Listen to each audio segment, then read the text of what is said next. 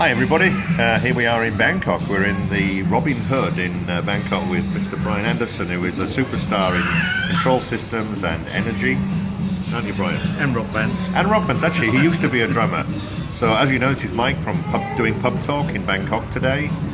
We're having our breakfast and we're having a meeting, a business meeting, talking about energy systems. And we'll be back to you in a moment.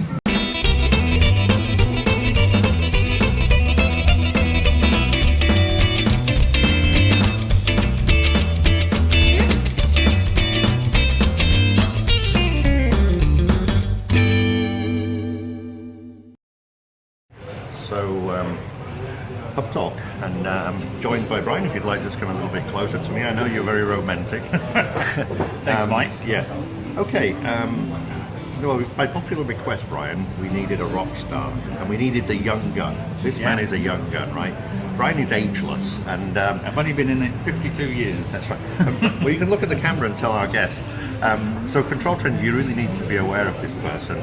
Brian's got some really interesting way of using his experience and putting it in words that I don't really hear from other people. And he, even though he's a young gun, he does say, keep it simple. Don't overcomplicate everything, right, Ryan? It has to be simple. Yeah. Otherwise, they don't understand it. So, on the gauge. Right. I agree with you. And Eric and Ken are often talking about, keeping it simple and how do we save energy and what are people doing. And we're all trying to bring young people into the business, but actually some of the older people like us, Brian, we have a lot to offer, and we don't plan on giving up soon. So Brian has really amazed me, some of the things he's telling me. Not only did he used to be a rock star, playing with Jimmy Page, down at the Marquee Club in London, he also used to have his hair like Jimi Hendrix. Didn't you, Brian? What happened to your Jimi Hendrix? Are you still jamming? No, I'm not jamming now. Now, Brian once told me a story because he's from Slough in the UK. Now, what's famous about Slough or that area? Many things. They've got some very good Indian curries there. Also, Brian's from Slough, so that makes it very important. There were no Indian curries there when I was young. That's true, right. Now, I remember Brian telling me once that when he was hanging out with his bands, he played the drums, by the way, he used to go to see Jim Marshall. He used to go to Jim Marshall's shop, and if you remember, you probably still see it today in rock concerts. You see all these big stacks of amplifiers, Marshall amplifiers, and you knew Jim, didn't you? And he was a drum teacher, actually. Is that right? Yeah, and he at the same time I was there, Mitch Mitchell, who was eventually the Jimi Hendrix drummer, was being taught by Jim Marshall. You are full of very interesting information, Mr. Brian, I'll tell you. And Mitch Mitchell worked in the Jim Marshall shop. The shop was in Hanwell, actually, near here. I know Hanwell. And what kind of people used to go in there? I mean, any famous names would all go of in them. there? All of them, like The Who. The Who? Everyone who was famous. Roger Daltrey? Yeah, wow. but everyone, all the famous bands would buy their guitars, etc., drums, from Jim Marshall's shop, because it was one of the only top instrument shops this side of London. That was the west side of London. Other than that, they would have to go into London, so most of them went there. So people like Jimmy Page, etc., would go there because it was nearer. And did you ever stand in for any of these famous drummers? Did you ever? No, I supported them.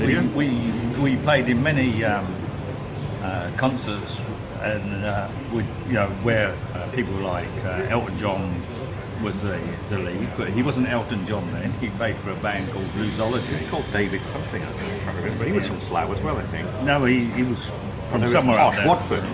Somewhere up there. Yeah, that's right. Yeah. But there was so many places to play in those days, and these people weren't famous. Yeah. So Jimmy Page used to come down and play in the ex-servicemen's club in Windsor when he was 16.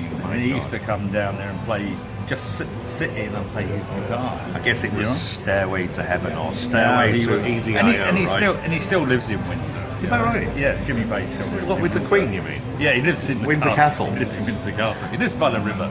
Well, anyway, our Easy.io fans out there, we're now in a pub called the Robin Hood in Bangkok. Brian was the one who introduced me to this terrible place about 18 years ago, right? Yeah, maybe 20 years. He was my boss actually, and my golf teacher as well. So Brian, really, I'll just have a sip of my beer. oh, it's only 8 o'clock in the morning, by the way, right? I'm drinking tea, so just to prove it, because last night I was doing an interview with Michael Beck, who you will see also in this shot. So, Brian, if you could look at the camera for me, and just tell me, what do you think is the most important thing? And I'm putting you on the spot there, there's been no preparation for this video. What do you think is the most important thing for people to save energy in existing buildings? If you could look at the camera and just tell our guests what they think. For me, the most important thing is that you, first of all, survey and look at what's happening. Yeah. And then what is nearly always the case is that they're running more equipment than what they need to. Yeah. And we found on our first big project here for 22 shopping malls that we could turn off the second chiller for 8 hours a day. And we started later and we shut it off at what we call dark o'clock, which here is 6 o'clock. I like that dark o'clock, yeah.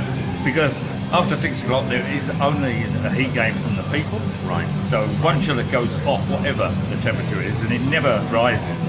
But normally during the day the heat is from the sun and on the roof. Right. But we used to switch it on, switch the first chiller on, second chiller on at 11 o'clock in the morning, because if you didn't, it got too hot and you never caught up.